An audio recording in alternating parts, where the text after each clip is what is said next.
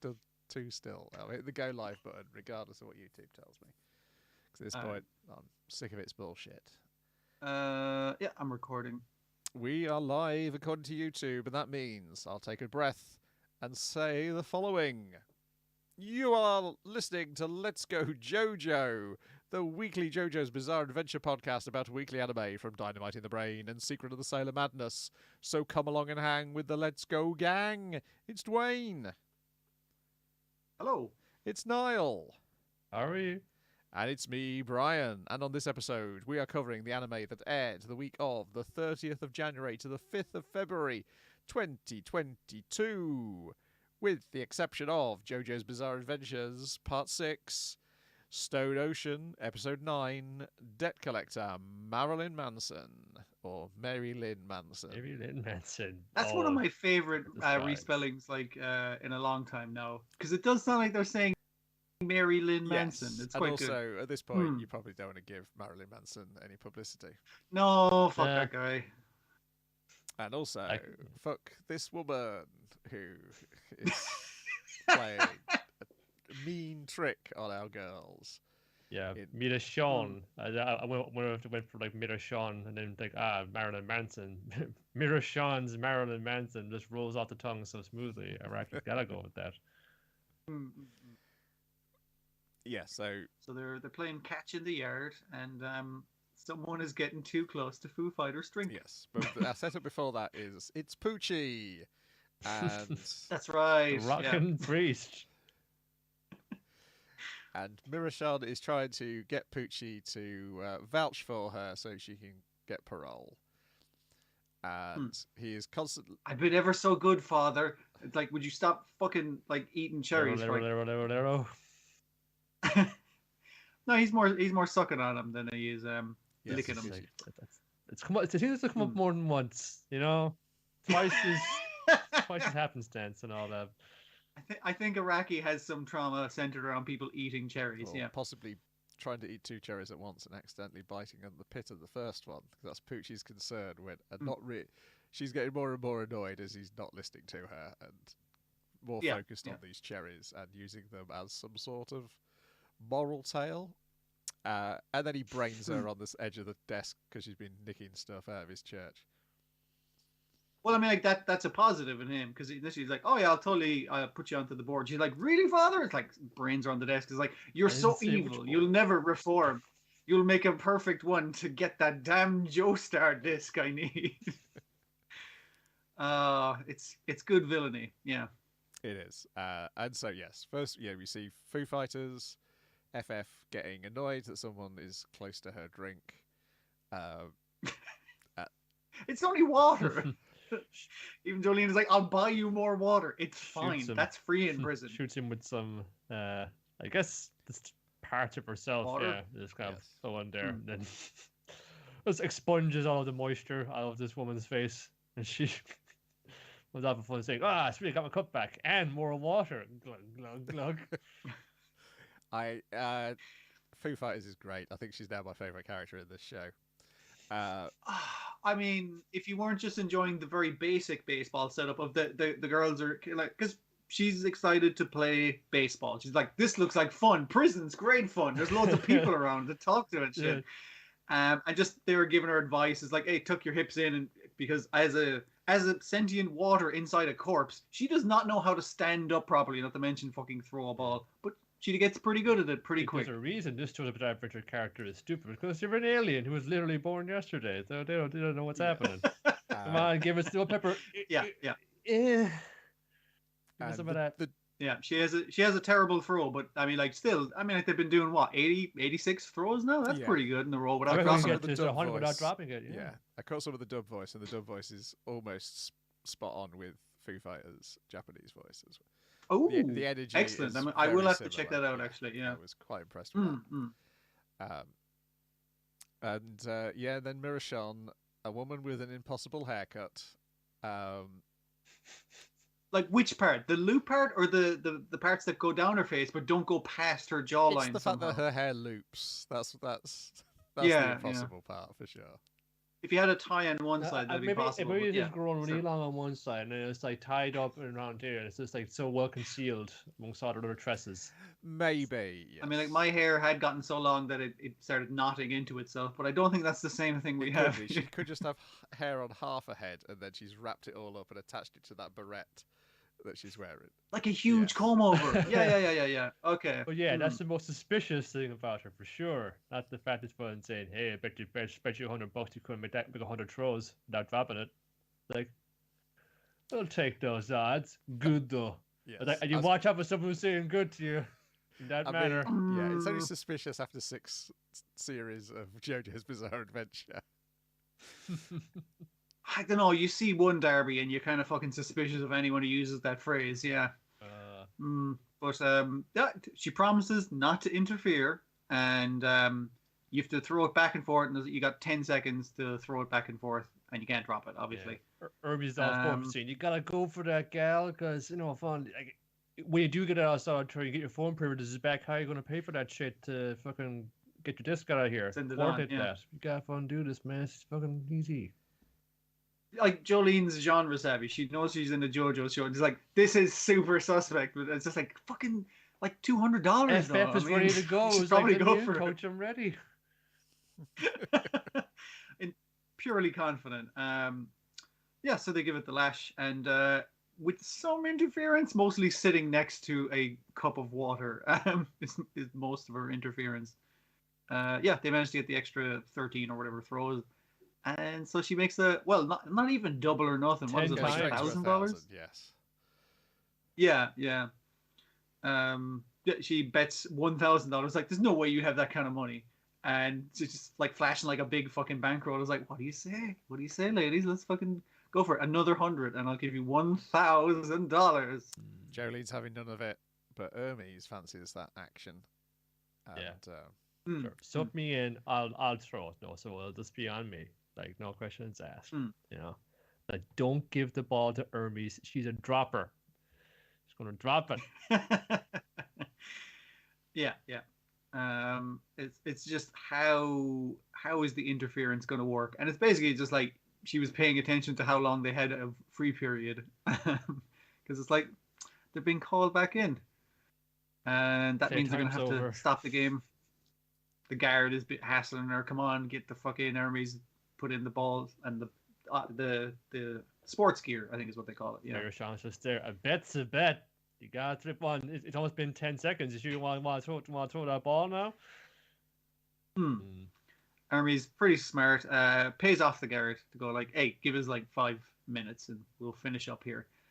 And the guard's like, cool, but I'm taking the gloves in the middle of while she's trying to catch it. But fortunately, she thought to eat some gum earlier. And I'm clone it so that dude, it's like do some nice reversal tricks with it. Yeah. Still fucking fumble like a motherfucker for that ball. Just runs in. Yeah. It's, as long as you get it, but technically that is kind of cheating because you didn't catch the ball. You standed your way into catching the ball. So, well, yes, that's cheating. Yeah, pedantry. Mirashon's stand. It's your own guilt which summons the stand when it's being used on you. So that's always like, I know I cheated, therefore that's always gambling one's work. If you admit it in your heart, it comes through, and it takes your soul. Or if your soul is like way too much, it'll just take like your liver. This is all clear to debt and they've set it in the black market. We should also mention that the guard is like he's quite close to the design of Violator from Spawn. See, that's what I was thinking. The clown. I couldn't remember his fucking name from Spawn because it's the little curly pigtails and the things over his eyes, basically. Yeah. Very deep bags, not a facial tattoo in any way, shape, or form. No, there's weird eyebrows and bags under his eyes. That's it. I don't know if he's going to be a recurring guard in this thing. He's a weird enough design that you'd feel like he'd use it more than once. Yeah, possibly. They get classical Joe Star. Like fallibility here, weakness. You're going to prey upon your kind of undiagnosed gambling addiction. Like, all right, we bet everyone throws a 1,000 more times.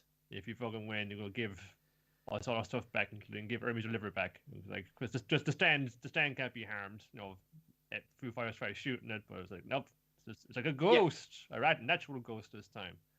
Like, yeah, I mean, like it literally says, "I am Hermes' guilt. You can't harm me by punching me or shooting me with water bullets or anything." 1,000 times, for all the bananas. Good though. So I'll leave you to it. It's like, what are you doing, Jolene? We can't do that kind of shit. Yeah, the stand, we can't be hurt, but the stand user can beat the shit out of her. So let's go get her. Yeah, so they're the montage of them running through the prison trying to find her while still playing catch. It's just, it's very funny, very good stuff. And just like desperately searching, and in the meantime she's like hanging in the background, like waiting until they throw the ball and then switching off the lights and doing all kinds of trickeries and jokes. They think they got her cornered, and they fun. Okay, I'll go off phone because they're going to beat the shit out of you right now. Oh yeah, don't you know you're standing doomed? This is a lift. Now you're separated from your throwing partner. You never made it to the second story in time. They Foo Fighters manages to throw it up the elevator shaft by prying it open with water, obviously, and the next floor manages to run up and catch the ball. And I was like, this is all great stuff. But then the guard, the same fucking guard from Spawn, comes and confiscates the ball. It's a cool little slow motion bit. The door swing up and FF isn't there, and then whoosh, I'm open. Yeah, I'll give it. And that's all he had to do to get paid. So everything's working out for him. And Jolene seems like she's in a lot of trouble. But you forgot about string, baby. Yes, and also the vague terms of this bet wager to begin with. It was just like, well, it didn't say names who was playing, so technically we threw it to the guard. So if we can get it back off him with a little bit of stone free, just reel it in on a wire. It's back in my hand. It's just like, okay, we got what, 900 more of these to go before the bet's finished. I got my fucking ball on the string. I got fucking yo-yo. Just going to woulda. Right, yeah, she's like, is it 800? Is it 900? I better just do 1,000 to make sure, and then just pounds it, repeat it for 1,000 times into Mirashun's face. And then ding, ding, ding, all the money starts raining down. It's like, we super won. This chick's paying out. This was a very enjoyable episode. Just a good weird JoJo situation, and like a lot of like fun problems to try and solve with your weird powers. It's always good because when both Darby's are long since gone but never forgotten, and they're I mean, we have like the fun rambunctious rebellious teenage well, he already was, but fun. He got like fun. His daughter, and it feels like, oh, it's like Darby's daughter got sent to the same prison, and now they're destined to face off against each other. It does feel like that a gambling-based stand seems like, oh, great to begin with, but it also always seems to be too fair and will also ultimately judge you as harshly as it judges your enemies. You can't solve it by beating the shit out of it. But I mean, like a lot of stands you can't solve by beating the shit out of them. So yeah. It does have that disadvantage of it's not going to save your ass when. Yeah, and the solution will always lie in, we're just going to pound at this nerd until they cough up. I mean, that is often the solution once they figure out the magic trick in JoJo. Just like, just the music kicks in, and then we're like, oh, catharsis, sweet catharsis. A much more like substantially satisfying version of the one episode of Friends where they're also doing the same thing. They can't drop the ball. Better than that. Wait, Friends came out after this. So Friends was ripped before off this, but whether that way before this. Friends catch episode. It was series 5 near the end of it. Yeah. 1999, so it would have been quite recent when the chapter came out. Damn it. So this may be the one with the ball, the JoJo version. All right. It certainly is.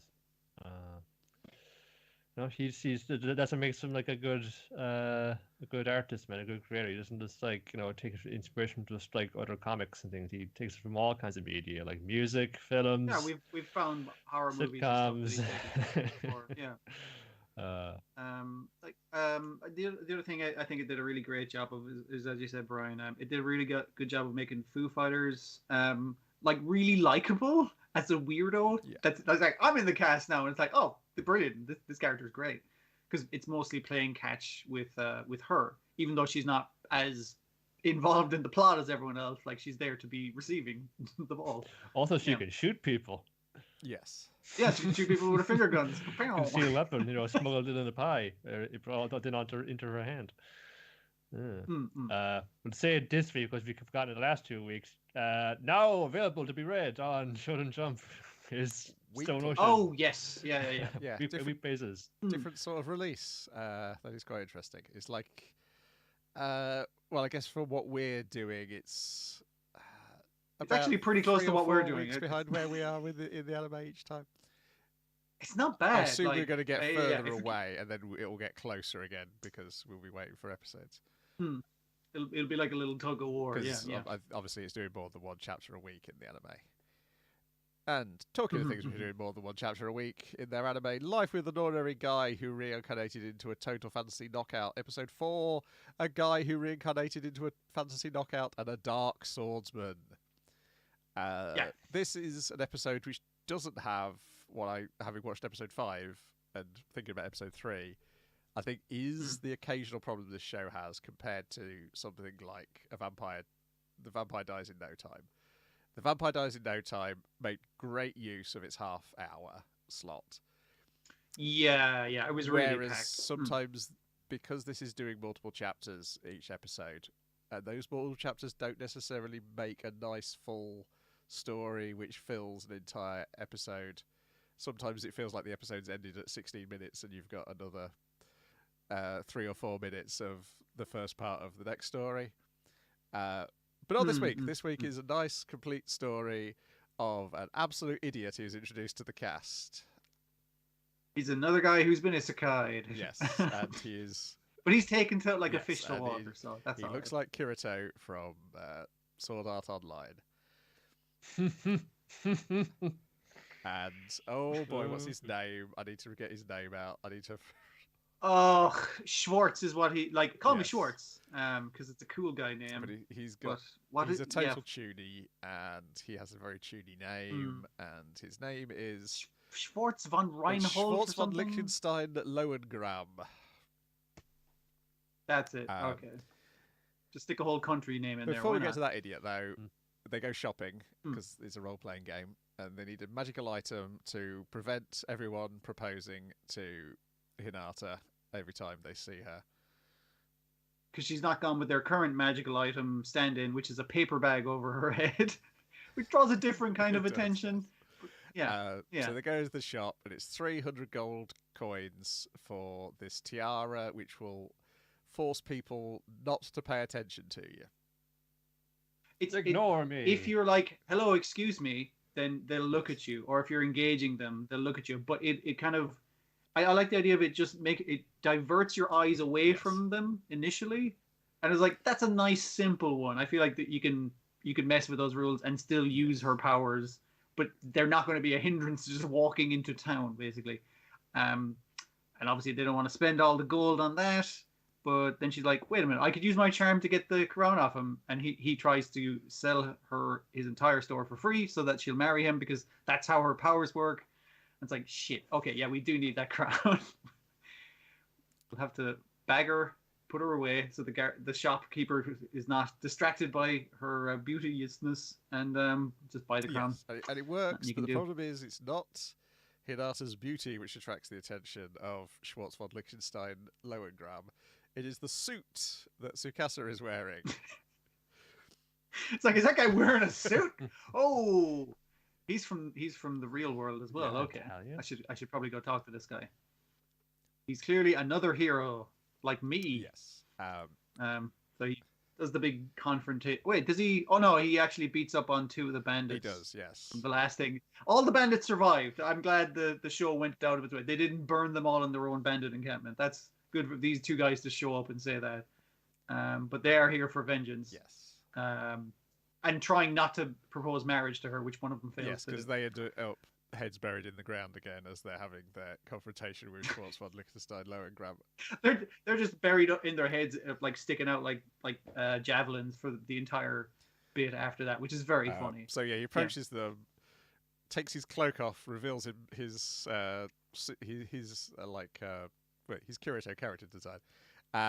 Declares himself Schwartzman, Lichtenstein, Lowengram, and the pair of them are like, huh? And he's like, oh, you obviously didn't hear me. Puts his cloak back on again.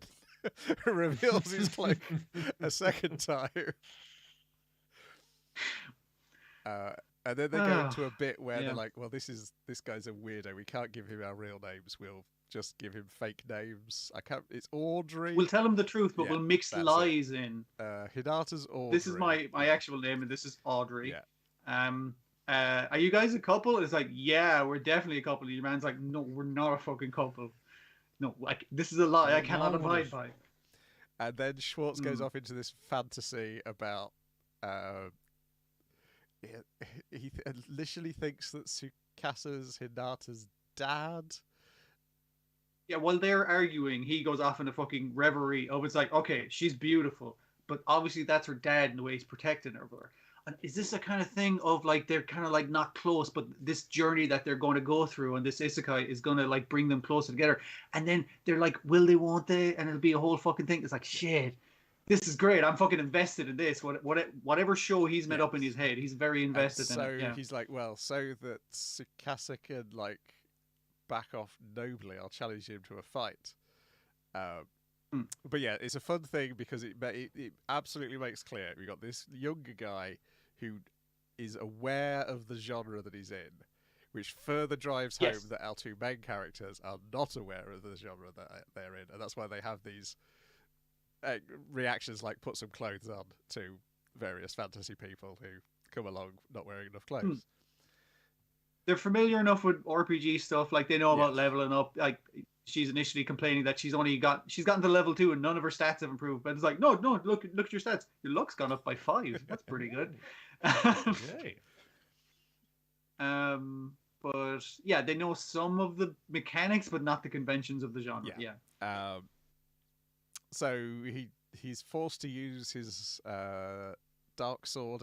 I have to unsheath my sword. I'll show you my true power. And he's just there, like, dude, fucking, like, come on, like, play with me here, work with me. And he does the slash. He damages a bunch of buildings, and he's kind of like, oh my god, I could have fucking killed those guys. I'm gonna, maybe I shouldn't have showed my true power yet. I should have pretended that was my true power. And then the other new character we introduced this episode, actually there's another one after this, but the one who gets a name, Lucius arrives to arrest Schwartz for slicing property damage. Houses up. Hey, you're fighting guys in the streets and slicing up houses? I'm pretty sure that's a crime. So arrest him, and like the two guys are like, hey, thanks very much, and she's kind of like, no, you don't. You're witnesses to this crime. You're coming back, and we're going to meet the magistrate. Magistrate is like, hey, what's going on? It's like, yeah, this guy sliced up some buildings. And it's like, is that really a crime, though? I'm the magistrate. We need powerful heroes to help us solve our problems. And the other two are like, this is a quest. I fucking see the way this is going.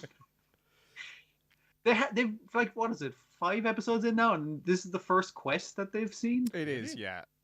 They sort of stumbled on the bandit thing. That was more like an event, I guess. Yeah, they've got to go and deal with a rampaging magical armor, or rather, that's what Schwartz has got to go and do. And Schwartz is like, oh, that's because they want to send him because he's got the symbol. He's been sent here by a different goddess. Yeah, he says the goddess of night, goddess of darkness, night, or something. And he's actually the magistrate is like, yeah, I mean, like slicing up a building technically isn't a crime, even though it is property damage. I mean, like slicing with a sword, it's just impressive, so we can let him off. But he does have a symbol of a goddess on his hand, and that is blasphemy. So he's definitely guilty of that crime. So he does have to repay it. You can't just tattoo holy symbols on yourself, dude. That's illegal. And Come on. The other two are like, oh my goodness, do we have those on us as well? Then they start searching them. They find on the nape. Drop your pants. I gotta check. It's on the nape of. There's one on the nape of her neck. I don't think we see where it's possibly on. Yeah, because obviously she's doing down her back and pulling her hair aside. Do I have anything on me? And he's just like, I'm too horny to look at this. Basically, yeah. There's less of those I'm too horny jokes in this one because it's having more fun with introducing Schwartz. And the stuff with the paper bag and the tiara. So now she finally has the character design from the opening credits with the addition of the tiara. I think that's it. Then the next week they go off to fight the magical armor, and I've already watched that episode. I think there's a bit towards the end of this where I think it's the magistrate. The only line which refers to Lucius to make you think they're a man is one line towards the end. But more on that next week. Oh, okay. Maybe I must have not caught that. Yeah, I think the only other thing is your man's realizing if I'm going to kill magical beasts, I better not aim for the middle because that's why we didn't get paid enough for that pelt of a god. This guy used the wrong tools. I should say Lucius is quite a funny character as well, just not easily relayed. They're very deadpan. I guess they're something like a paladin seems to be, or some sort of cleric. Yeah, which city makes sense guard, for like a cop or something. Boring as all get out. Yeah, they've got like scruffy hair. There's like one moment where there's like their eyes briefly meet Tsukasa's as if like, oh, we're the only two sensible people in this cartoon. Yeah, very much so playing the straight man type to the wacky motherfuckers around. But yeah, much more on those people next week. This was a very fun episode. And the Schwartz character works even if you don't know Sword Art Online. I don't know Sword Art Online. I only know from the comments that people were going hee hee, that because people were thinking, oh, that's just a fun joke in the opening that there was a Kirito in there as well. No, that guy's gonna show up. That's how the openings work. But more fun gags next week. I'll just have to bite my tongue and wait till then, and we'll talk about instead. Okay. I'm KODAMA, KAWASHIRI, episode 4. What was it? Pork ramen diet? The roast pork ramen diet. It will take pounds off of you. They take pounds of no, they will take years off of you. That's it. Yeah, I just called this episode Revelation Cat because it's like, oh, it's that weird fucking llama thing from the intro. Okay, I'm finally gonna find out what that is. She's just doing her thing, just hitting up, ramen place, getting them that chashu ramen because it's the best. And then it's like the revelation from on high. It's like, and it's that cat. It's like, Revelation Cat. If I knew you were there, because you always dispensed such profound wisdom upon me. Yes, ramen is a health food. It has carbs in the noodles. It has protein in the pork. It's like you don't absorb the carbs properly if you don't eat the protein. But like if you do, then it's healthy. And I was just like, that's not true. That's not possibly true. I should be eating this all the Still time. eating a shitload of grease. Let's go with some kind of like bender. Yeah. Give me some more ramen. Give me some fun ramen with extra ramen. Pork with extra pork. Give it to me all. And later, thanks Revelation Cat when meeting it through in town, and it's like, oh, thanks so much. Like, yeah, I'm on that pork ramen diet you hooked on. It's like, what? Were you? Good thing. That's it. That's the episode. I see a lot of lowly mortals. Who the hell are you? I can't be remembering all the wisdom I dispense. Come on. I'm glad you remembered it because it did not stick with me at all, even though I'm pretty sure I did watch it. Fair enough. I mean, I enjoyed it when it was on. It made me want to have pork ramen, basically, and that's why it kind of stuck with me, I think. Then we return to those stairs under the castle in Rag Hero Kings, episode 16, Royal Majesty. But there's a lot more flashbacks in this episode. First flashback we open with is Boji's mother being killed by giant ballista bolts, protecting Boji. I guess we had to figure out, it's like, yeah, it's like, what happened to her? Because, I mean, like, she was literally, when we went back and his dad found her, it's like, hey, I heard you're the strongest woman alive. Let's have a baby. It's just like, well, then why is she fucking dead? Freak hunting accident. They were just testing those ballistas and firing them repeatedly into her prone form while she shielded her only son from harm. And it seems to have been all set up by Miranjo, because obviously she's pleading with Miranjo. It's like, please let Boji go, that kind of thing. And she's just flying around on a dragon with, just, her face and holding that mirror. But then thunk, she gets got because someone made the ballista firing dudes a better offer, or maybe they could take out both of them. That's what she's like an aberration, like unto God. So they felt it was their duty to do away with her, if we're to believe like the vestige of her within Boss. Yes. But then, and I'm guessing that mirror wasn't actually magic because she's just using it to signal the ballistic eyes. But then, as she's bleeding out on the ground, it's like that fucking devil shows up. I went back and checked. So you know they made a deal. The episode, I was like, did he have black toenails? He did have black toenails. So, yeah. Then we're back in the present day, and it is discussion between Boji and Desha about returning Gigan to the Underworld. Boji's having none of it. Yeah. Boji has to shake off initially the trauma about hearing the name Miranjo again. It's like, oh, I'm remembering my mother's death. Okay, no, in the moment, need to protect my new best friend, Gigan, from the king who's here to arrest him. Yes. Again, I guess. Because he's going to tell you a tale of how he was teaming up with his brothers to overthrow their terrible dad. That's another terrible dad for the terrible dads list. Yeah. In Ranking of Kings.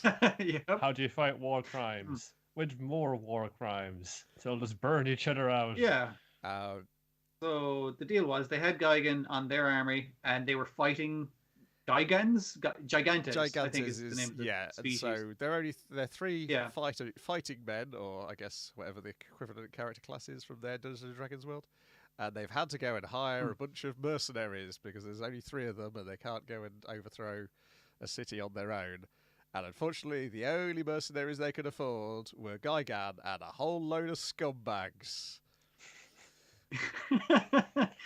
And the scumbags have captured a Gigantes baby and are using its whales to attract a bunch of more Gigantes to basically a fucking trap. They got a pitfall trap. They got fire arrows. Yep. They're going to shoot them in the back and all that kind of thing.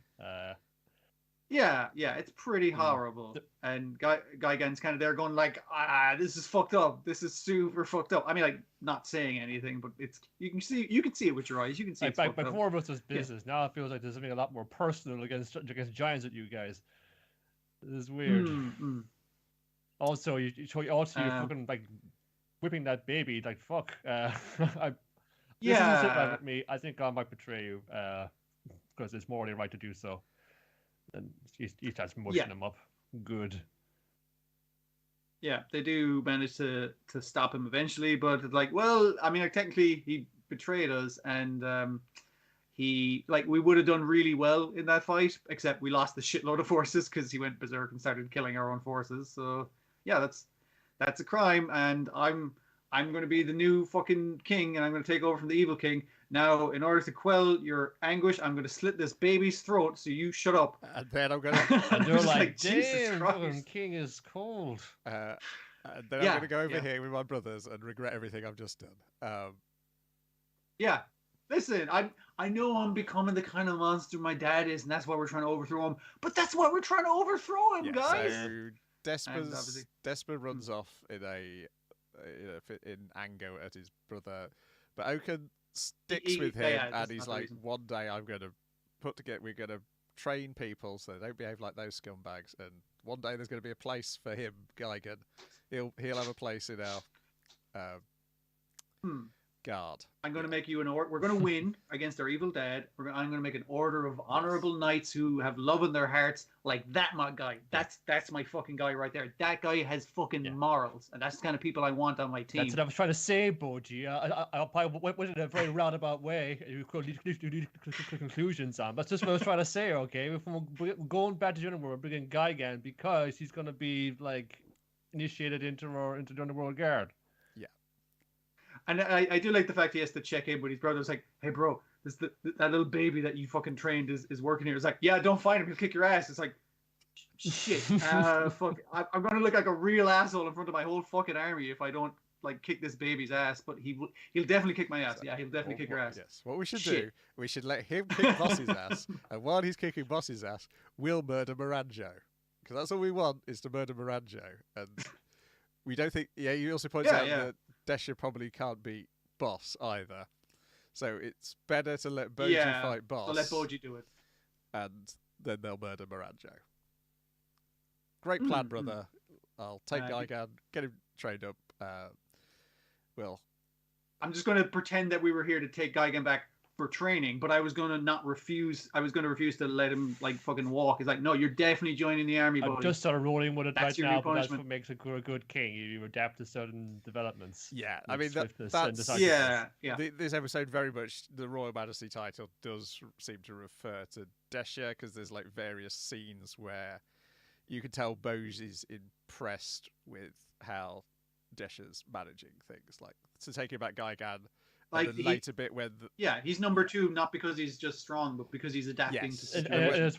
It's why he shoulders onto himself, you know, besides the burden of running the kingdom and bringing it, it's also doing fucking stuff like slitting babies' throats. Because that's what we had to do. Less impressive, but it's the hard choices. It's not all fucking royal banquets and ceremonies and stuff like that. It's a lot of fucking nasty shit you gotta do to stay on that throne.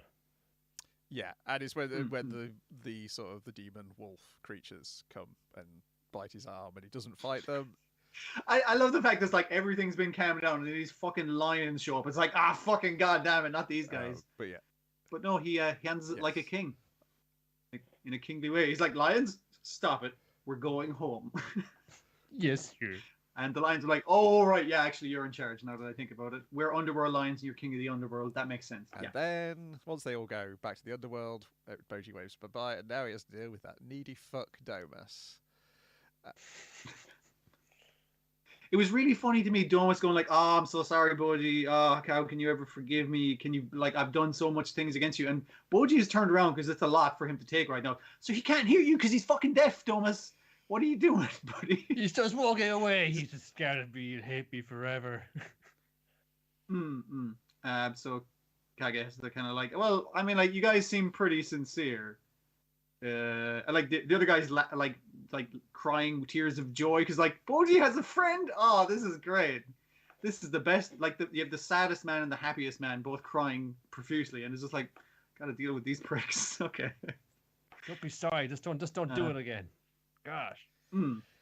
Let's be the kind of people, Doma Sensei, that one day you will forgive us. It's like, yeah, maybe you're right. Now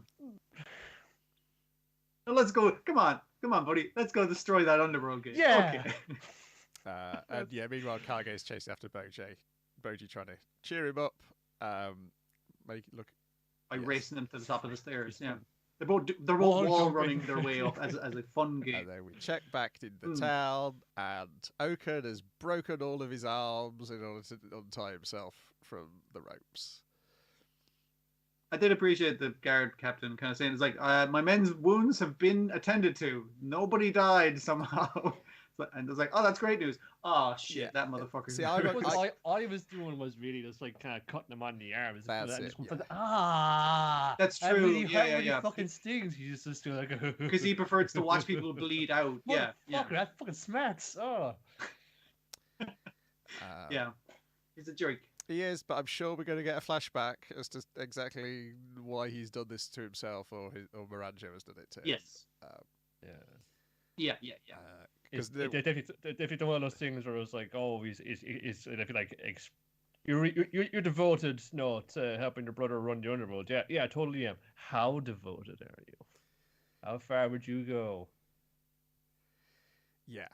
And that's the thing. Desha is devoted to Desper and Desha are devoted to him, even though that and again that's the thing about. Yeah. He's conniving, but at the heart, Desha does seem to not be as bad as other kings we've seen so far. Unless, of course, he gets to number 1 and takes a treasure and it drives him insane. But that might be a problem. Yeah. It's like, I think one of the messages of it, like, even when you're trying to be the lesser evil in order to be the better good, and I think you're in a fucking corrupt system, and there's nothing you can do about that. So there's no amount of like being a decent fucking guy you can do in capitalism or whatever your shitty broken ass system is. Yeah. But yeah, he's standing by his brother, even though his brother was turned into an amoral monster. Yeah. Actually, was it here one other week? It was just like, oh yeah, fucking boss never even made a real attempt to try and climb like the king rank. See, that's fucking that's the thing. Everyone's surprised by because obviously that's the thing he was going to go for. I think they say in this episode, it's like, it's weird the way he never went for number one, because he was strong as fuck. He had a really good situation. It's like, it's because Boji was born. It's like, oh, I fucked up. I'm gonna stop trying to fucking raise my rank. This whole thing is bullshit. Also, I'm he's out. probably just seen how his game has gone for the winner all the time. That's true. Yeah. I was like, well, what's his deal? Like, how can he be like that badass of a king and not be number one or obviously in contention for it? Like, what's up with that? Yeah. And again, there was more than one way to be a king. Yeah, more than one way to be a good guy. Yeah, from the description of the volumes, I assume we're getting all that quite towards the end of like exactly what is Boss's deal and exactly what is Miranjo's deal. Because part of me is like thinking, is he trying to was he trying to manipulate things to help the Miranjo that's in the mirror that's with Daida, the innocent Miranjo, before she's turned into this vindictive monster? Like the opening has like Miranjo as the puppet in the mirror with the kid. It also has like a kid version of Miranjo running around with a big happy smile on her face. I assume before she got her face cut off. Devil, yes. Yeah. So I'm guessing there is like a good version or a good part of Miranjo that has been like sealed away. Before they cut her hands and face off. Yeah, that one. That would probably piss me off, or piss anyone off. Yeah. And what is the deal with the devil? And will they ever give us the line that often when kings die, it's said a devil appears on their bed? That's the line they have not put in the anime that's in the comic. So it's really early on, suggesting like multiple kings have made deals with devils in the past. Made a dirty deal to raise up their rank. Yeah. Yeah, I think we got 23 episodes of this, so that's 7 episodes left, I think. I think it's 23 for this, because this is Noitamina, isn't it, show, I think. So, we'll stop this sort of what the usual is, yeah. Right, then we've got the thing I've missed out, Ninjala, episode 4, Lucy and the Mysterious Eye. What we get to see what's on with those kids we keep saying, what are they? Well, I suppose we saw Van last week, didn't we? So we did. It's like, we see Lucy, the sad girl with the eye patch. She's got a lazy eye. No, it's not a lazy eye. It's a ninja eye. Yeah. She doesn't want to get close to anybody in the class because she used to have friends in her old school before her eye went all weird. And they were out getting ice cream, and some bullies came by and accosted them. And she said, "Leave my friends alone!" And she did fucking shadow someone and shit and fucked them up. It's like, the lamppost started like turning into tentacles to tear them limb from limb, presumably before the cries of her friends stopped her from murdering those guys. Pretty dark. Pals, I totally saved us from being accosted by those bullies and was saying, "Get away from us, you freak!" And no more friends for her. So she's just like, "Oh, ma'am, can I transfer to schools? Everyone thinks I'm a monster at school." That's okay, because you're a very special young lady. Because that's later on. You've come from a long line of ninjas. So like what those powers you have, they're not like bad things. They're things you can use to help people. It's a complete puberty metaphor, but it's when you turn 12, a young girl starts to develop her ninja powers. And her mother has regrets of kind of suppressing that part of herself and just like, I don't want the same thing to happen for you. That's why I'm sending you to a prestigious ninja academy. Yeah.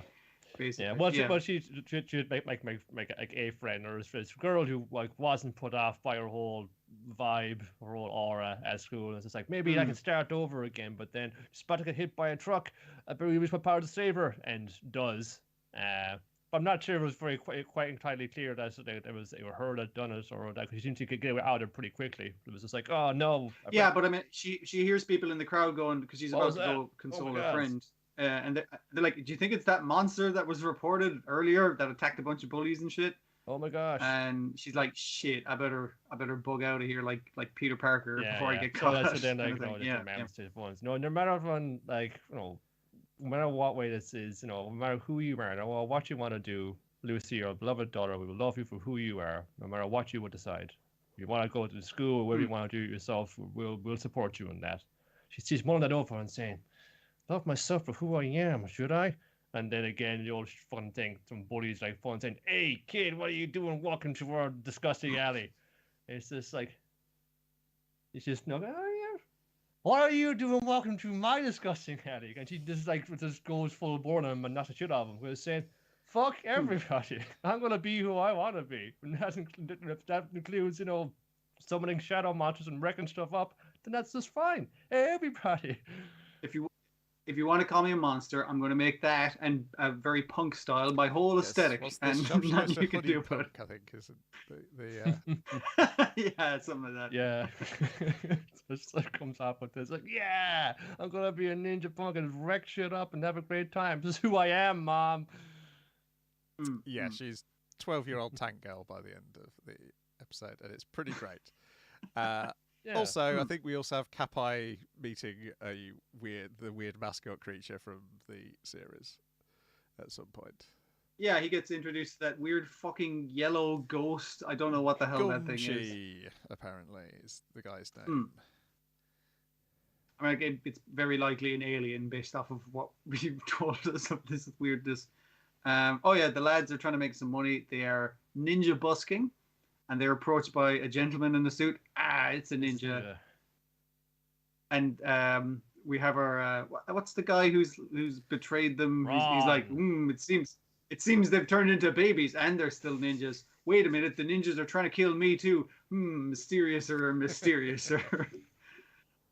Yeah. So that plot line's still going on. He's very slow, that guy. He's very slowly figuring out. It's like he's fucked, basically. Well, that was only meant to be like 1 year undercover, but I turned it to 5 because this is not getting the results in. I really enjoyed the direction this took, because it could have been like a very special episode of Ninjala, or we done about bullying, or about trying to be yourself. Man, people are different sometimes, and that's okay. And she just says, "Yeah, people are really different sometimes, especially when I'm like slamming them into the pavement with my shadow monster powers." Yep. I would debate how good being able to summon shadow monsters is to puberty as a metaphor, but owning it, I think, is important. Yeah. I think that's a good message. Wild mood swings, sure. Yes. I was it's Carrie for Kids was about halfway through the episode was where I went. Yeah. It definitely has a bunch of threatening aura in it, so yeah, that works. I'm pretty sure when I was in last year of primary school or first year of secondary school, there was plenty of kids these characters' ages who were reading Stephen King novels anyway. So I guess Carrie is also Carrie for Kids. But sure, some fun Stephen King books, like when most of them are that age. So, yes, you want to read about characters that are like you, don't you? Yeah, it could have been like way too treacly. It could have been like too schmaltzy, and the Disparity was like undercut that right away. Cut the legs up from it. No danger of that happening whatsoever. Then we've got Dragon Quest: The Adventure of Dai, episode 68, The Last Challenge. What's the last challenge? Is it Vern? No, it's not. It's finding Hadlar and his men again. Well, it's his last challenge. That's true. Yes. I got enough juice in me left to fight one fucking guy, because I don't heal anymore based on how I'm dying. So I'm gonna fight Dai because he's the coolest guy I know. So yeah, I'm gonna have all my gang jump your gang when you teleport up here, the flying castle, and you're all gonna be like spread around, so you have one-on-one fights on the various parts of the castle. Then we'll all meet in the middle, providing you win, of course. Except for the Albinus, who's going to take the 2 women away because they're the 2 weakest guys on the party, according to her. Which is very mean of her to say to Just Mom. I was like, I meant to take the 2 of you. Where's the other one gone? Then we kind of cut back, and it's like, it turns out Goma-chan came and he protected me. Because Albanas looks female, but it was just like otherwise fun saying fuck women. They're the weak ones. But that could be just like some kind of echo of Hadlar. Maybe Hadlar was just them dames getting in the way. Oh. Yeah. When he's discussing this plan underneath the waterfall with the lads, he's like, "Hey, fucking him, you're the most like me because you're like the way I used to be. So you remind me of me the most." So presumably, Albanas is like his inherent misogyny that he just carried. Is like, "I'm gonna put you into a chess piece." There we go. Oh, she's just like, well, men are made of metal and women aren't. That's why they all weak. I guess most of the men she knows are made of metal. Yeah, that's fair. It was like something like some of the Transformers comics you gave to me, Dwayne, where there's the guy is partway through. Wait a minute, we're robots. We haven't got genders, do we? What? Well, it doesn't make any sense. Yeah. Why are we all he's up in here? It doesn't make any sense. We're robots. Anyway, a lot of macho bullshit. And Mom is trying not to have any of this, but yeah, unfortunately, Albinus. She makes a perfectly cognizant argument with Albinus. It's just like, it makes no sense we're fighting. We both hate fucking the main guy. Let's go fight him together. It's like, I'm glad you're the sensible one, because that means I get to kick your ass, because I hate people being sensible. You're so stupid and naive, you little girl. Yeah. With your sensible logic, and we should team up because we have the same general enemy rather than fight each other for no goddamn reason. Why can't we all just get along? No. No, we're going to fight. You're going to see what's under this cloak next week. Also, meanwhile on the ground, everybody gets inside the Kaglima circle to protect themselves from and keep the monsters away, because it's now a permanent effect on the ground. What did they call it? Purification circle or something? Yeah. And this, I think the other main macho posturing is obviously Dai and Dai and our guy who's just like, we gotta fight, we gotta do this. No. Leona does well fun saying, this is dumb. Again, sensible fun thing. We have bigger fish to fry right behind them. Can we just go kill him? And saying it's like, no, Leona, my fucking fist is just quaking. I gotta do this to him. I gotta respect his wishes and beat the shit out of him as a man. And she's like, you're right. You're a man. You grew up so fast. And the reason why Hadler won't side with them is because he's talking about how he took the thing most precious away from them, Avon. He's also given Dai a chance. He's like, I'm come here and give you some revenge. You can get revenge on me if you beat me, basically. Yeah. That's fair. I'm the villain. Basically. That's just a role I have to play. I don't know anything else. Next week, the Warrior of Love will be tested. So it's a Mom episode in the Clash of Love. I wonder how many episodes these fights are going to take. I would be happy enough with one an episode. That'd be nice. I wonder. Probably too good going though. Would be. Yeah. This was the early 90s at this point, I imagine. So I guess these fights might go a bit longer.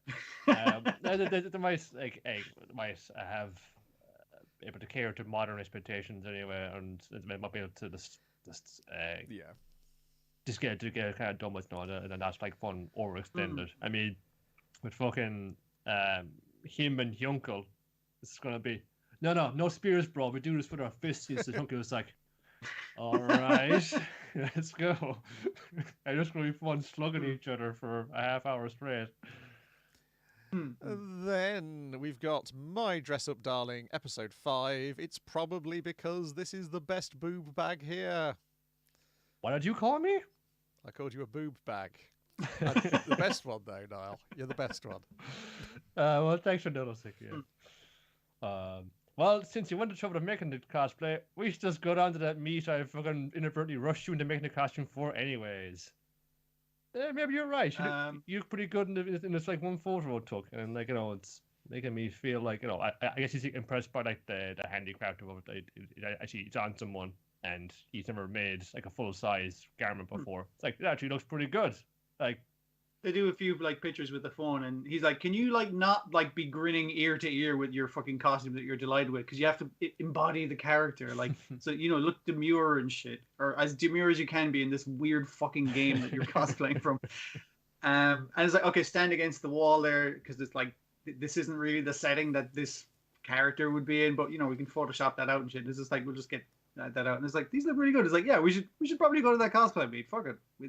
We're ready to go. Yeah, so we'll go out there and she says, hey, look at all these fun dudes here. Look at all these fun people that dressing up as fun things they want to do. And she's like super excited about that. He's going like Gojo was just like, Yeah, I found there's lots of fun people here who are just into what they're into, and this isn't just like Marilyn who's this outlier. Everyone's into what they're open about it. I'm hoping to be about that. Even like, hey, we got like fucking like dudes dressed as ladies, we got ladies dressed as dudes. It was complete fun. Everyone's just being on top of it. He's kind of getting excited. Not he's into the anime and stuff that they're cosplaying from. It's the idea that these people are passionate about the things that they do, and he's kind of feeding off of that energy. Just watching them really enjoy themselves with people who are of like a mind, basically. Yeah. Anyways, we gotta go inside right now because we decided to go to this meet and go to this like fucking layer upon layer of fun fabric dress on a blazing hot summer day. I'm gonna get heat stroke. Let's go inside.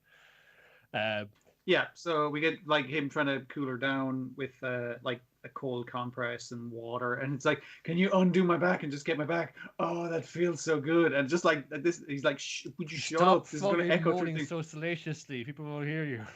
It's like, it's fine. Like, yeah, she's like on the verge of heat stroke, so she can't quite make it to the is it a changing room? I assume they have a space for changing. Like the back stairwell of like the yeah, but she can't make it all the way down to the where it is in the shopping center, because she's like I said, on the verge of heat stroke, but handily avoided due to horny noises, basically. Like he was about to go home as well because it's just like, oh, like if you had to seeing all this like passionate people and saying, oh, I can never be like that, and also, well, technically, like I've made like this costume from Aaron, so I've made her the costume. I guess we're not going to hang out anymore. It was good while it lasted. Oh, well. This is person we've hung around with and done things with, some will call him a friend, I suppose, but I don't know if we're at that kind of thing, that very basic level when you're with a person, when you meet a person who you kind of like vibe in their passion and you help them out in the thing, and then you don't hang around anymore. That's it, friendship over. That's how friendships work, right? No, buddy, you need more friends to figure out how this works. It was like getting the train home. It was like, oh, a nice successful day out, and it's like, yep, that was a successful day out, so I'll hold in my heart forever. And he's just like, I'll treasure these memories, and she's like, oh, that's really cool. And he's just kind of like, like basically he's trying to say he's goodbye. What are we making next? Like, what? I thought that was a favorite character costume. There's only one if you want it. Yeah, but I got like 100 favorite characters, man. I watch them play a lot of shit, So we got to go on. We do this and we do this. So man, we got to get cracking. I got plans. Like, I'm fizzing right here. It's like, is it okay if I just rest my eyes for a minute? It's like, come on, man. Nah, it's okay. Yeah, I know how you feel, man. Fucking. Because she's talking about basically, and even at the thing, she went up in costume because we didn't get a chance to change to another cosplayer who she was like, oh, I love your cosplay, I love your characters that you do, and complimenting her. So she's talking about, oh man, did you see your one? She was gorgeous. That one was beautiful. He's just kind of falling asleep. He's like, you're beautiful too, And she knows the significance of him stating that. He doesn't say it lightly. That shuts over. It's like, that really just like long take is just. The train is going by. He's dozing off. She's just there. It just holds on that for like 10 seconds. yeah, it's well done. Like a lot of the episode and a lot of the episodes in general are like her not being aware of how, I guess, attractive she can appear and constantly like jiggling around the boobs for the horny animators. And him being like a teenage boy is like, I don't know how this makes me feel. But then her ones are kind of like a lot more romantic, where he's inadvertently declaring that he likes her several times, and she's like, what? And getting embarrassed by that. And it's a weird contrast. But she's not this like just completely unflappable ball of energy. She's like, no. Hey, like even she gets knocked back a bit of one. Oh, well, no, I'm just a teenage girl as well. I get embarrassed about things as well. Even though I'm a borderline exhibitionist. She gets embarrassed in a different way than he does. It's a nice contrast from each other for both nice romantic things and also for comedic timing. Again, I've known these people. I've known we have like the cosplayer and this is like the engineer. The kind of has fun. Yeah. Keep the emergency stone kit on hand, fun balls of water.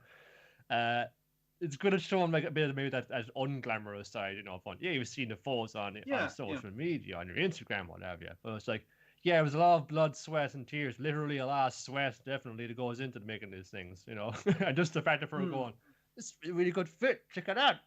He's like, would you please stop doing that? Please stop doing that. And he's like, I'm showing off, like, because he's embarrassed when they first go there, because he's like, everyone's looking at me because I look really weird and I look out of place. And he's like, no, everyone's looking at me because you made this amazing boob bag from a boobs. It's like, stop playing with it. Stop fucking don't Look play how with much it in front sweat of it can everyone. hold. Yeah. Again, it looks great. You know, it's very detailed. You know, but in a certain way. But again, it's just that right level of pure. Again, it can cut through the kind of trick, and then you get the genuine emotion of him. There's like those that kind of like saying you like from the train of fun. That's like, you know, yeah, that's a genuine kind of thing right there. That's good. Yeah. Just disgusting. And you get the horny animators on board to animate it very well, so that's great. It's everyone wins. Disgusting teenagers. We've all been them. Some of us still are them. Then we've got Lupin the Third, Part 6, Episode 17, Win or Lose in 0.1 seconds, in which Lupin is challenged, can you break in to this building? Because I have created the L system, guaranteed to prevent Lupin from stealing your stuff. Heard this before. Yes, but before... Yeah, but I guess this is doing more the camera recognition stuff. Again, it's Lupin looking at modern tech or something, modern ideas, and the idea of facial recognition, body recognition. This thing recognizes your skeleton, how you move, that kind of thing. Even down to little things like your little like unconscious like little movements and little kind of like ticks you might have. But you would know Lupin better than me, not Senegata. No, as I, the head of this technology security company. And also, his biggest fan. Oh, I festooned my apartment with posters of him. She's photoshopped herself marrying him in the center of the display. I did like that reveal partway through. I thought that was... Because initially it was just like, this is very like, someone's designed a kind of tech that Lupin can't possibly get past. And he's like, oh, I fucking got to get past this shit then. But then it's like, oh, because she's mad about him. That's why she knows every detail of every motion. There's any number of people throughout Lupin history who've been obsessed with trying to catch him or ensnare him or bring him to heel. And there are many ways you can express that obsession. And this is but one we haven't seen too often. Yeah. And yeah, the way she saw him on TV one time, wasn't it? And instantly fell in love. Like she was in college, basically. And so joined Interpol. What a hottie! And he was just running back and forth like fucking Keystone Cops, basically. And there's early on they established this company's got this annoying jingle, and I don't know because it's a terrible jingle. I figured out where it was going. I figured out the jingle was the solution. Had you? Yeah. Okay, that I thought that was it was well set up, like so I could see you. I was wondering why it was that way for a little while. Cause I thought like a multi-million-dollar security company would have like better resources to make a better promo, but yes. yeah, really obnoxious fucking ad. It happens, you know, because we got like a 4-layer security system here. If one does all this, but it's got a 4 power supply to it. So the solution is you knock out all the power supplies, but you gotta do it at once so the backups don't kick in or sets the whole thing off. So we gotta get our timing in. Yeah, that's the title. Like you got 0.1 seconds to get it right within that frame to get it right. Because if you turn off one, it kind of like locks off the other ones, and then you can't turn it off. Each of us have to like go through the obstacle course and the zip line. You got to like Gigan, you had fun, get on a little skateboard and go to the tunnel, and Goemon climbs a ladder. Fujiko, you got to weave your way through those pipes. We all hit the button. Again, I like the practical thing of all of these guys have to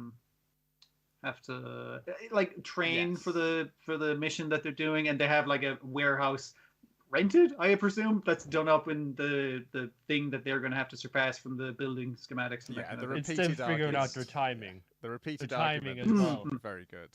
Where because it's always Fujiko accusing Gigan of being too slow, Gigan accusing Fujiko of being too fast, and Goemon saying everyone should be following my lead and doing it at my speed. Because I'm in the middle. You should all work your way around me. The thing is, though, he's right, because we see the results of it all the time. And it's just like Fujiko isn't going too fast and Gigan isn't going too slow. They're going at the exact same time, the two of them. And Goemon is right, because he's matching Lupin's time. So. But Lupin... Yeah. But it's shitty. It's a shitty thing to say. But Lupin never gets in on the argument. So when they all decide to quit because they can't get on with each other, eventually they'll come back around because Lupin isn't the one. He's not the one who's pissed any of them off. They've pissed each other off. That's how he stays in the gang's good graces, because he doesn't get into the petty argument. I mean, I'm doing this for like, not for like any kind of fucking value. I'm doing this like for the thrill. I'm feeling like a watchman as a fucking the younger man. It's when I want to chase this down. It's getting a bit. Gorman being the middle is the first guy who comes back and gets that kind of speech from Lupin. It's like, you know, like the odds of us fucking getting this are really like low. And he's like, yeah, I wouldn't do a job if it was fucking easy. The fact that I could go to jail for this is why I do it. So this is a really difficult thing. So this will be really fun to do, because the coin that's the prize in the safe is he's promised to Fujiko, because it's just like, I'm not in it for the money. I'm in it for the robbing. That's what I'm in it for. And the way they're going to get in is by organising a contest, flash mob contest, where it makes it look like the company's organised this. Come dressed as the Lupin gang and then try and steal the coin. First one to steal it gets it for real. And while it doesn't fool the facial and body detection software, while she's instructing, like she's watching on security cameras, it's like, okay, Gigan's like behind you, like 6 o'clock, and he's like, what? And it's like there's like 5 Gigans behind. That was a good bit as well. Of like the computer can spot it, but the computer would be perfect. The human does with that information is another thing. There's no unbeatable thing though on whatever like unbiased and objective your computer system is, you know, how close there's always a human component in somewhere, and that's what you exploit. Yes. Which I thought was going to happen in the following Lupin episode, and because that's just because of all the quarterly training I have to do on the things. But we'll get to that in the next episode. So she kind of figures out what their plan is, because like they're all here.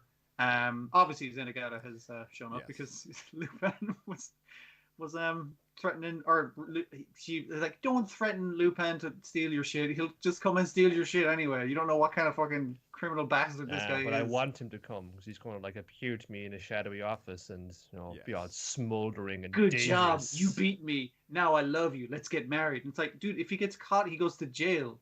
I mean, it's conjugal visits, but it's not the same. That's all I need. It's all I need. Well, I'll take him. I mean, I'm pretty sure she knows he'd break out of jail as well, based on that's all true. the episodes where he's broken out of jail. If I defeat Lupin, he'll fall in love with me. Is her plan? It's not a great plan. In much but, the way you know, I'm sure Zenigata tries not to think about the fact all the times Lupin has broken out of the jail whenever he's arrested him, because it's all very well arresting him, but then you've got to find somewhere to put him in that he's going to stay. How can I make him mine? That's the segue into the reveal, isn't it? The discussion with Zenigata then he leaves, and then you do the turnaround, and it's like, she's in love. It's the Lupin love system is what the L stands for. But she blocks their. They're going around in the flash mob, she's like, okay, they're all going to hit all the power sources, so I'll just block, put out a signal blocker for radio signals, so they can't use their earpieces to get the timing right. That jingle. If only they can hear the jingle. Hear the obnoxious jingle of that fucking van that just drives around town playing it as loudly as possible. In their heads. And so they all recite the jingle and they all hit the power thing at the same time. I think the other thing that was to tell you that, to telegraph that, besides the fact of them all commenting that is a shitty fucking jingle. Oh, it's in my fucking head. Why are they driving around the warehouse district with that fucking jingle? But when the gang breaks up, Lupin's doing weights to the jingle. It's like, so it's already in their fucking heads. Like they can't, they're stuck on the timing of it. Yeah. Yeah, I think it's not. I'm not saying I'm super smart for figuring out. I think it leads you there. No, it's well telegraphed. Yeah. It's a better mystery than some of the Detective Conan ones in leading you to the clues. And then he confronts her, and she kind of gets the thrill of meeting Lupin. Well, he confronts her from behind, like she never actually sees him, and makes it all the more mysterious and sexy. But he's like, "Oh, you did a good job there, but I did rob the coin. Next time, how about you don't wear these?" And he steals her glasses, and she's like, "Oh, okay, this is great." Yeah, turning around, he's not there. He's done a Batman on it, but love that. Yeah, Was this the character you were saying would make a good recurring character? It was Because I would the agree. one where it That's a felt good like she get. was written as if they'd hope somebody would use her again, or they'd get the opportunity to use her again. She seems fun. I wouldn't There's be a against bit it. Yeah. more like a bit more like depth to the usual. Like, you could have been just like the cold, faceless, like head of the security thing, you know. But I got one best to do. Yeah, yeah. No, I see the human side of you. You're just shamelessly devoted to this, and you've actually like made your fortune pretty much on. But this is why put you forward into the field you've been to begin with, and saying, if I become an incredible security engineer, I might be able to catch Lupin one day. Oh, this is going to be so sweet. Staying on character though, it's all a little here and there in terms of the visual designs. From scene to scene, it often felt like they were pulling characters out from different seasons of Lupin. Yeah. They weren't really on model, or on different models. I suppose might be the way to put it. But those are just cosplayers. The cosplayers did make. There's one cosplayer who did make me realize, Fujiko Mine would be a good drag queen name, because there is one. And it's the big hair as well. Yeah, it would. Yeah, not catsuits. And then I realised Queen Hilling would also probably be a good drag name as well. And then I started how many anime names would be good drag names? How many are actually drag names true. now? Get out your Gundam phone book and go down through it. Full frontal, come on. Man, if we were doing another live Dynamite in the Brain panel show, that would be Tomino name or drag name. Quattro Bagina, this is a family program. Stop that.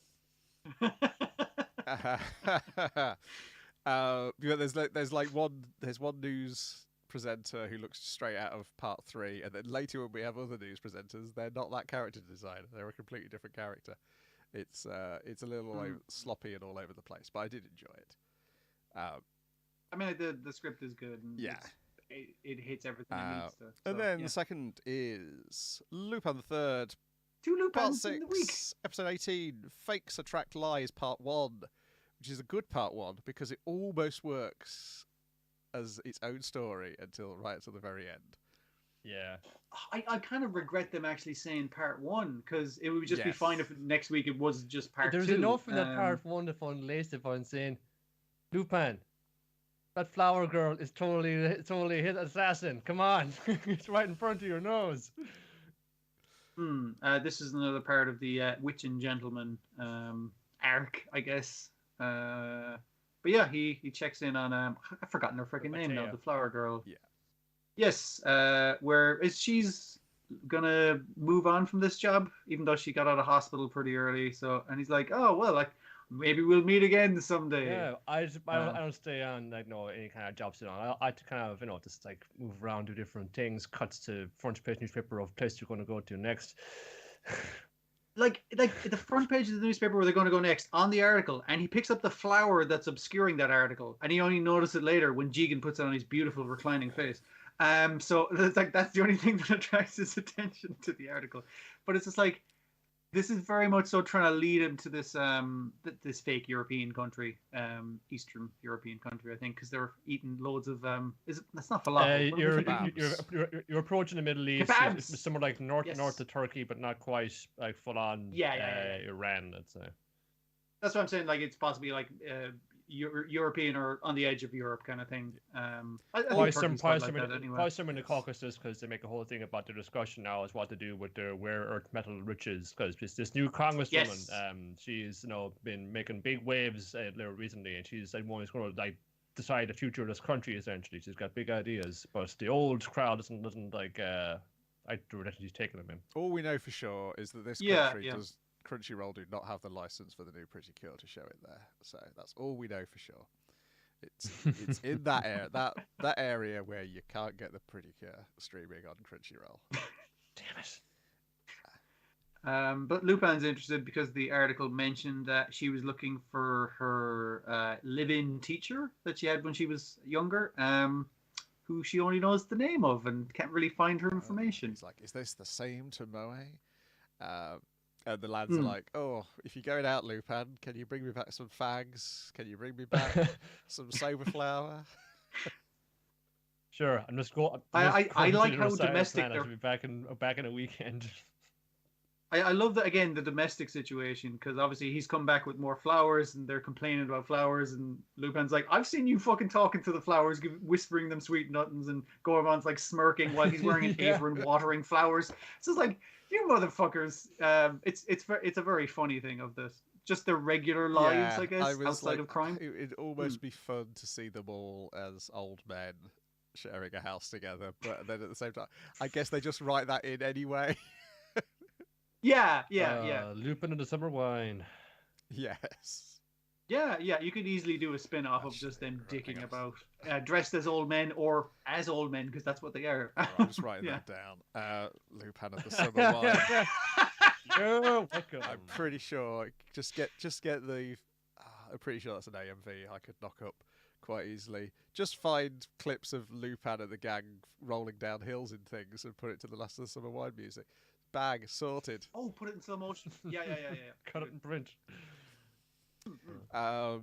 Yeah. So then we start getting involved in some politics in this country. She's working for the very suspiciously named Prosperity Party, who are pro-people, anti-environment. That sounds like a thing a political party would name itself. They're pro-industry, and they're trying to bring jobs to people. But your man's like, yeah, but you're destroying the environment by doing it. It's like, but we need to take care of one fucking problem at a time. We bring in the fucking jobs, and then we can care about the environment after that. And there's like the guy saying like, no, he's like going like, what about the environment? He's like, a big rotund like fun fucking fat cat snubby guy. It's just like from the same kind of you say, what about the economy? But it's about the environment. That it's like, I don't trust you. I trust this like hot young go-getter here. She's got big ideas. She's all about the economy. We love her. And the party are very happy with her because she manages to deflect his things of, like, hey, aren't there a lot of like ties between trade of rare earth minerals and metals with criminal gangs and that kind of thing? And she's just like, you're just not there for the people. I'm here to make jobs, goddammit. And it's like, oh, good fucking deflection. They're very happy with her. But I guess Lupin showing up at your apartment is criminal ties. But so that doesn't work out. But she's put to work with this other representative, Selim, who turns out to be the one behind everything which is happening, or appears to be behind everything that's happening in this episode. But there's additional things happening. So Lupin goes to speak to her, or she breaks into her apartment. They have a talk about Samoa. She mentions a line which we've heard in his flashback, and he's like, "Oh, pretty sure this is the same one. I will leave," and then someone catapults a USB stick through the window and hits him in the forehead.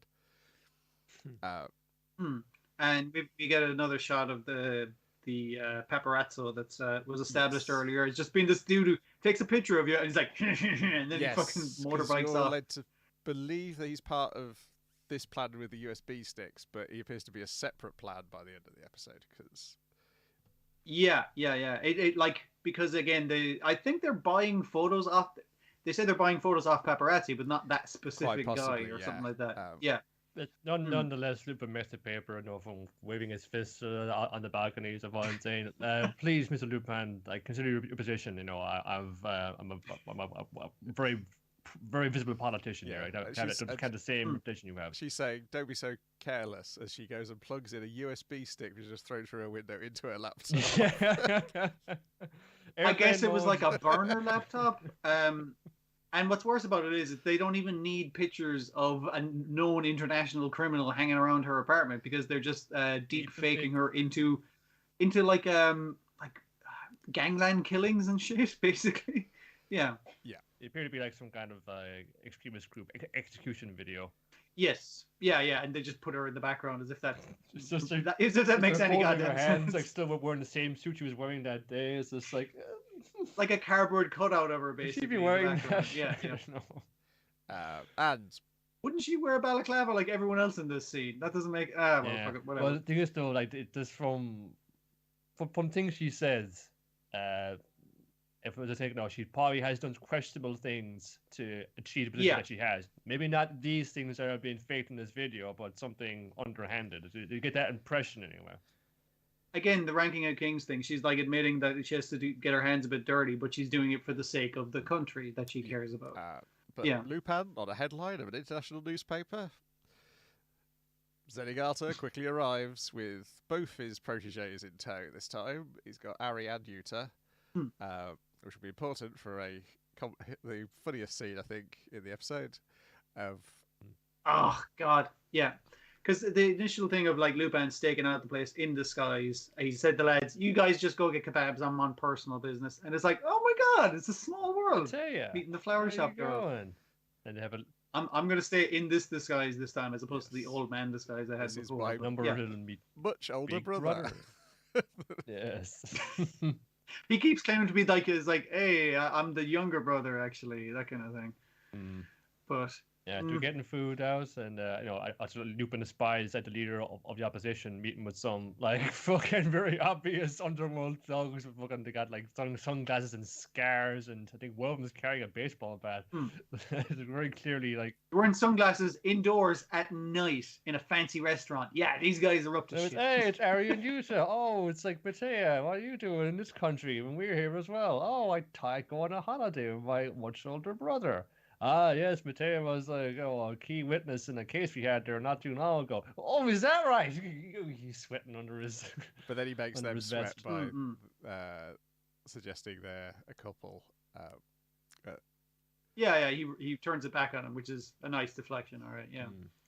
Well, I guess he's gotten away scot-free. Nothing happening here. Oh, wait. Who's that coming in the window? Zenigata, he's on the case. He goes up there and saying, ma'am, it's better Zenigata and coming in. And it's like, oh my God, she's lying there in a pool of her own blood, shot in the stomach. Yeah, well, that's right at the end. So Lupin's got to go and deal. He goes and beats up the deep fakers. He does do that, yeah. Basically, he owes this politician a favor, so he takes out these guys trying to besmirch her good name. Brings back all their USBs and external hard drives, all the photos that they collected. And in return, she tells him a piece of information that she didn't tell him before, that Tomoe said that she did have a real child, and there was a box she was carrying related to this real child. Which and Lupin thinks, my work here is done. We agree never to see each other again. I'm leaving the country. Enjoy the rest of your holiday. Suspicious young lady, even though I'm not suspicious at all of this. Watching the plane take off. He's flying away, pondering, could that child be me? Thinking about what Gigan said to him. And then we get the Zenigata being framed for murder. Or at least attempted murder. Yeah, Zenigata wanders in on a murder scene. It's like, my God, that woman's been murdered. And then immediately the cops show up. Yes, I'm here. And he's like, no, you idiots, I'm a cop. But no, he's gone in for murder, and that's going to be our we get the preview where Fujiko is like, well, I could do with a lot less Zenigata in my life. She seems to be bothered that they might be going to go and rescue him next week. Why else let him go down for this time? You know, but that's what Lupin was one of them. He did it for the thrill, so it was no sort of Zenigata hanging over his shoulder. The one man who might be able to give him a run for his money. Yes. Then what's the point? And also, I imagine he might feel a little guilty that it's his fault, because Zenigata would never have gone to that country if Lupin hadn't gone and followed that clue in the first place. Yeah.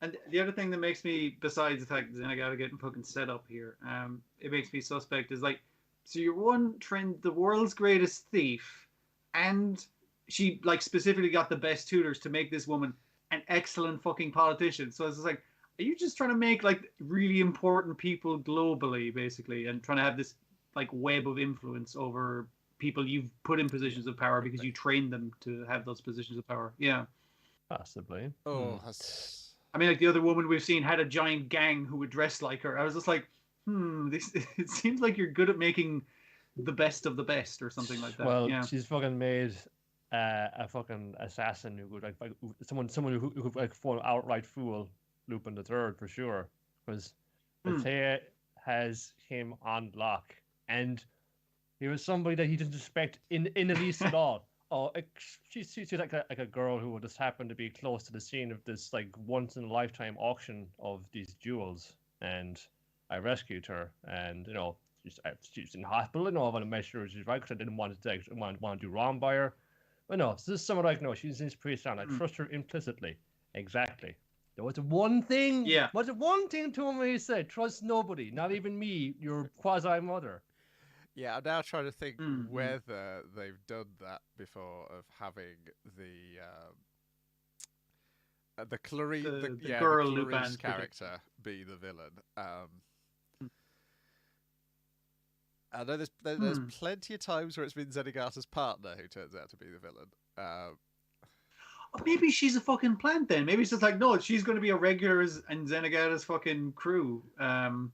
Like maybe we're supposed to be suspecting her, but it's actually like it's always given that way, but you're never quite sure. And then the whole thing is, well, this where what she said about, Toma said she had like a child, like not one of her students, like her child, and Lupin thinks, is it me? And is it her? Yes, that's the other thing. And also, maybe that was a way to throw us off the fucking scent. But the bit at the funny restaurant scene where she says to Zenigata's new partner of, hey, how about we exchange numbers and we can meet up for coffee sometime, that kind of thing. Yeah. It was a bit suspicious, but it was natural dialogue, but it is kind of like this. And she was really good, because she like Lupin was like, just trying to like wind up these two, and she was just going along with it so smoothly and naturally, just like really stirring the shit just along with them. And it says, here's someone I really love hanging out with and getting along with. Exactly. So you won't see any of the other warning signs about this. If Gigan were here, he would have pegged this in a second, but he's not. That's because Gigan doesn't trust women. But I mean, but at the same time, we still tend. If Lupin was here, he would. If Lupin wasn't there, he would fall into the same trap, as we know from all his solo stories. Yeah. Yeah. You can't leave them alone in a room together with a woman. Not for that reason, because it might get embroiled in an international conspiracy. They've done this so many times now. But yeah, I don't know if they've done having the Clarice character be a villain though. If that's where they're going, I say hats off to them, because that would. And if that's not where they're going, they should do that at some point, or at least tell me which episodes they've done it before. Because they reuse the Clarice type character in so many of the TV specials, and they kind of make fun of it, I think, in the first episode of part 3, but not in an undermining way of like, oh, Lupin trusts that character to such a degree that he's not going to notice them doing foul play. I think in the part 3 one, she's just really annoying. I think that's how they undermine it, of having a Clarice type character who is just an irritant. Just someone to be a spanner in the works for the heist or whatever. Or is she like crushing too hard on Lupin, that it's like taking the mick a bit out of the Castle of Cagliostro relationship? It's strange. But yeah, that would be a fun way of going on things. This was a good episode. This did not have the production problems that the previous one did. But no. Looking forward to the next week. Is there one next week, or was there 2 this week? Because there wasn't one next week. I don't know. Let me just double check on that. Let's see. Blame the Olympics, I'm going to guess. Could be the Olympics. Yes, good point.